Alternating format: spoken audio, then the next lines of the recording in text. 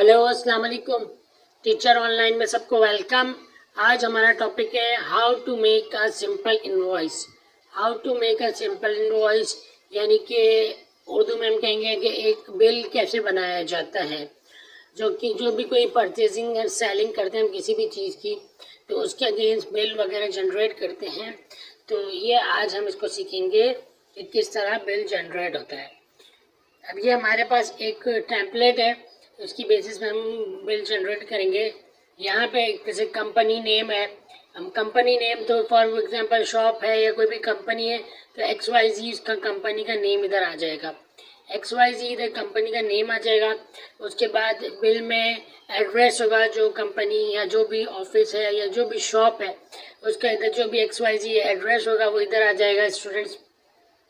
उसके बाद इसके फर्दर डिटेल एड्रेस आ जाएगा, फ़ोन नंबर वगैरह, फैक्स वगैरह आ जाएगा, वेबसाइट वगैरह भी हम डाल सकते हैं इधर, ताकि यानी कि जब बिल जनरेट होने के बाद कस्टमर को कोई कांटेक्ट करना हो तो किस तरह करेगा। फ़ोन पे कर सकता है, फैक्स पे कर सकता है, ऑल्दो आजकल फैक्स का कोई ज़माना नहीं है, ईमेल पे कर सकता है, वेबसाइट पे भी जा सकता है फर्दर।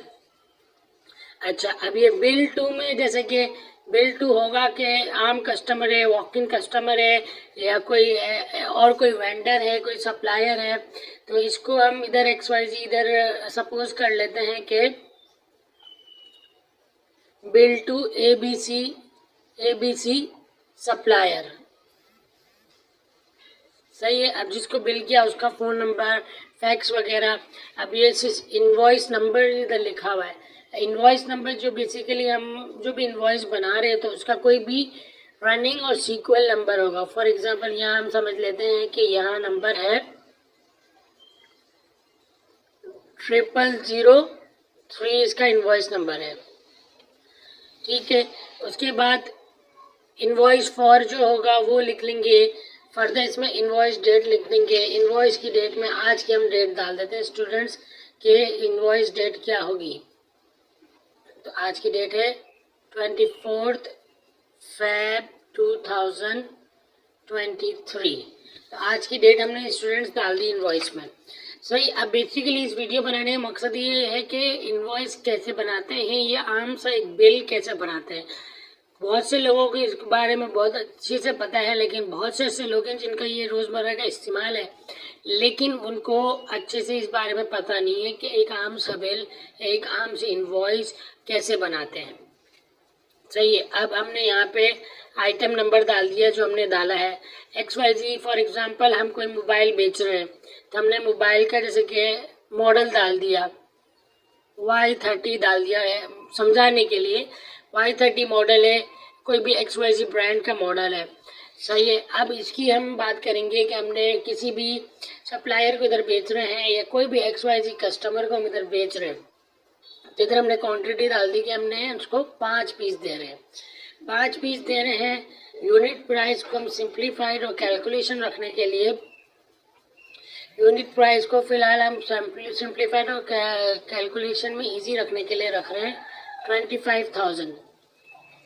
सही है। XYZ Y30 करके कोई मोबाइल है, क्वांटिटी इसकी 5 है, यूनिट प्राइस इसकी 25,000 पर यूनिट है। सही है।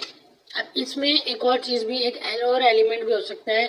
फॉर एग्जांपल हम कस्टमर को क्या कहते हैं वो फेवर देने के लिए या हमने प्रोडक्ट को थोड़ा सा वो करने के लिए थोड़ा सा इस पर डिस्काउंट रखा हुआ है। अब ये डिस्काउंट जो है 25,000 पर यूनिट प्राइस पे discount in terms of percentage भी हो सकता है या फ्लैट डिस्काउंट भी हो सकता है। तो अब हम अभी फ़िलहाल इसको एज्यूम कर लेते हैं कि अगर फ़िलहाल हम इसको एज्यूम कर लेते हैं कि हम अभी फ़िलहाल फ्लैट डिस्काउंट दे देते हैं कस्टमर को ऑफ 1000। सही है। अब हम इसकी क्या कहते हैं डिस्काउंट कर देंगे, तो इसकी जो 5 यूनिट मल्टीप्लाई बाय 25,000 है, 5 इंटू 25 होगा 1,25,000 रुपये इसकी कीमत बन जाएगी। लेकिन पर यूनिट हम 1,000 रुपये डिस्काउंट भी दे रहे हैं, तो टोटल हो जाएगा 5,000 का टोटल डिस्काउंट हो जाएगा। यानी कि एक पीस पे 1,000 रुपये का डिस्काउंट दे रहे हैं और 5 पीस है हमारे पास स्टूडेंट्स, तो ये 5,000 का डिस्काउंट हो जाएगा। तो ये बिल इधर बनेगा एक्चुअली अगर बगैर डिस्काउंट हम देखें तो 5 इंटू 25,000 1,25,000 का बिल बनना चाहिए, लेकिन 5,000 का टोटल डिस्काउंट है तो ये बिल बनेगा इधर 1,20,000 रुपये। सही है स्टूडेंट। इसके बाद हम फर्दर ये कि हमने कोई हमारे पास जो भी है कस्टमर आया हुआ है उसको हमने और भी चीज़ें सेल आउट करी है। फॉर एग्जांपल हमने उसको कस्टमर को कोई पावर बैंक सेल आउट करें, पावर बैंक हमने सेल आउट किया है और XYZ किसी भी कंपनी का पावर बैंक सेल आउट किया है और वो पावर बैंक हमने सेल आउट किए हैं 10 क्वांटिटी है और उसकी प्राइस यूनिट प्राइस है 3000। 10 पावर बैंक हम सेल कर रहे हैं कस्टमर को और यूनिट प्राइस की है 3000। अब यहाँ पे हम थोड़ा सा चेंज करते हैं, यहाँ पे हम अज्यूम करते हैं कि हम फ्लैट डिस्काउंट नहीं दे रहे हैं, यहाँ पे हम डिस्काउंट दे रहे हैं 10% of the unit price. Unit price यहाँ पे 3000 है पावर बैंक की, उसका अगर हम 10% निकालेंगे तो सिंपली हो जाएगा 300 रुपीज़ हम डिस्काउंट दे रहे हैं, यानी कि 300 हम 10% डिस्काउंट दे रहे हैं पावर बैंक के ऊपर, तो ये 300 रुपीज़ का डिस्काउंट हो गया। तो सिंपली स्पीकिंग यानी कि पावर बैंक हमने कस्टमर को 10 बेचे, यूनिट प्राइस 3000 थी, 10% डिस्काउंट इसको लगाया तो 300 का डिस्काउंट हो गया। तो यानी कि 10 इंटू 2700 इसकी प्राइस हो गई after discount. So 10 multiply by 2700 हो जाएगा स्टूडेंट्स 27,000 हो जाएगा। 27,000 हो गया, पावर बैंक की कीमत लग गई, पावर बैंक की कीमत लग गई 27,000। 10 इंटू 3000 अगर करेंगे तो 30,000 हो जाएगा, लेकिन पर यूनिट 300 का डिस्काउंट है तो 10 यूनिट्स पे 3000 का डिस्काउंट हो गया, तो इट्स ओके 27,000 हो गया। तो इस तरह बिल बनाया जाता है कोई भी XYZ चीज़ का। सही है। तो अब हम इसको टोटल डिस्काउंट करेंगे। अब बात यहाँ पे ख़त्म नहीं हुई, ये हमने तो एक जर्नलाइज डिस्काउंट कर दिया, यानी कि हमने प्राइस जब मोबाइल बेचा उस पर फ्लैट 1000 रुपीज़ का डिस्काउंट दे दिया और पावर बैंक जब हमने सेल करे तो उस पर हमने बेसिकली 10% डिस्काउंट अप्लाई किया। तो टोटल बिल जो हमारे पास बनेगा इधर स्टूडेंट्स वो बनेगा 120,000 एंड 27,000 जो हमारे पास टोटल बिल बनेगा इधर वो बन जाएगा 147,000। सही है। हम नेक्स्ट एग्जांपल देख लेते हैं। हम अब ये जो है नेक्स्ट एग्जांपल को थोड़ा सा हम और जर्नल लाइफ की तरफ ले जाते हैं। फॉर एग्जांपल अब हम यहाँ पे फर्दर डिस्कस नहीं करेंगे कि क्वांटिटी वगैरह और यानी कि फर्दर हम इससे डिस्काउंट नहीं करेंगे। यहाँ पे हम थोड़ा सा ग्रोसरी स्टाइल का बिल बनाने की कोशिश करते हैं। फॉर एग्जांपल हमने कोई सोप ले लिया, सोप हमने ले लिए, उसकी क्वांटिटी हमने राउंडिंग ऑफ क्वांटिटीज रखते हैं ताकि हमारे को कैलकुलेशन में इजी रहे। हमने 20 सोप ले लिए, यूनिट प्राइस है इसकी यूनिट प्राइस है 20 सोप की 50 रुपए के हिसाब से। सही है। इसी तरह हमने शैम्पू को ले लिया,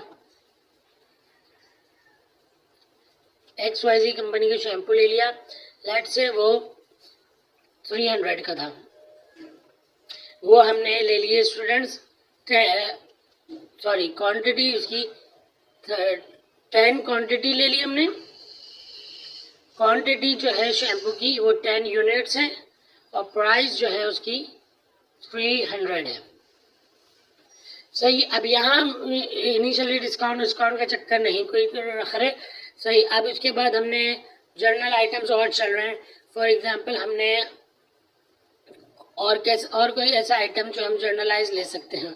हमने कोई सर्फ ले लिया, XYZ कंपनी का सर्फ ले लिया, उसकी क्वांटिटी भी 5 यूनिट्स क्वांटिटी रखी और उसकी प्राइस है 100 रुपीज़ स्टूडेंट्स।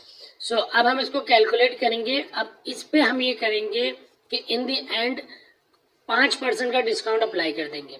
अब जैसे कि सोप हमारे 20 पीस थे, 50 यूनिट हमने लिए। सही है। तो 50 के 20 यूनिट की अमाउंट बन जाएगी बेसिकली 1000 के सोप हो गए, शैम्पू 10 क्वांटिटी है और 300 ये प्राइस है, तो 3000 के सोप्स हो गए हमारे पास। और इसके बाद सर्फ है, 5 क्वांटिटी है 100 रुपये के हिसाब से, तो ये हो गया 5 × 100 500 हो गया। तो हमारा टोटल बिल इधर जो बन रहा है वो बन रहा है 3000, 1000, 4000, 3000 एंड 1000 हो गया 4000 और 500 4500 का बिल बन रहा है। 4500 का बिल बन रहा है। अब कस्टमर हमें कहता है कि आप हमें यहाँ पे डिस्काउंट दीजिए।